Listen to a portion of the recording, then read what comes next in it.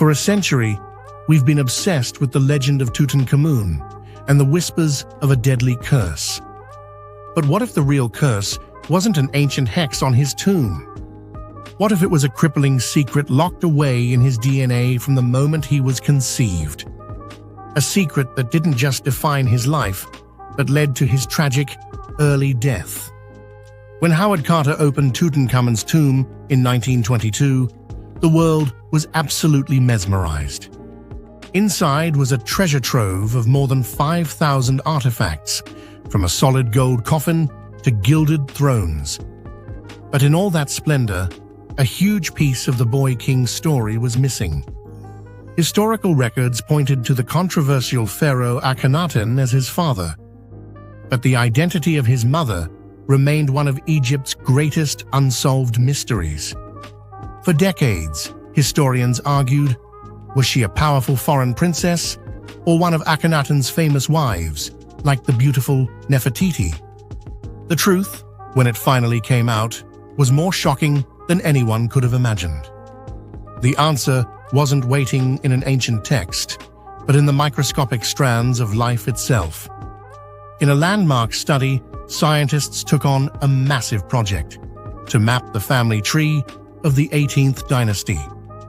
Over 2 years, a team carefully extracted DNA from 11 royal mummies, including Tutankhamun himself. Using advanced radiological and genetic techniques, they hoped to finally solve the puzzle of his parents and unlock the secrets of his health. They were essentially building a 5-generation family tree, hoping to finally give names to the anonymous mummies lying in Egypt's Valley of the Kings. The results of the DNA analysis sent shockwaves through the world of Egyptology.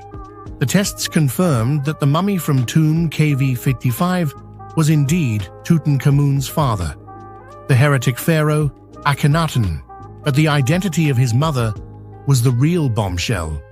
She wasn't Nefertiti or some foreign royal. DNA proved without a doubt that Tutankhamun's mother was the mummy known as the Younger Lady, found in tomb Cave 35. And the most disturbing part? The genetic profile revealed that the Younger Lady was Akhenaten's full sister. Tutankhamun was the direct child of a brother and sister. This incestuous union, a practice sometimes used by Egyptian royals to keep their bloodline pure, had been a closely guarded family secret for over 3,000 years.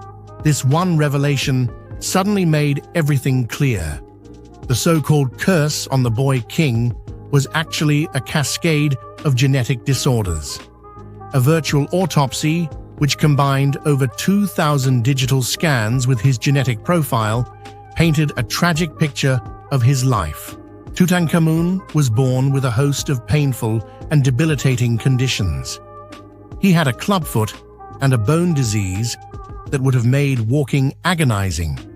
He also suffered from a cleft palate and a curvature of the spine.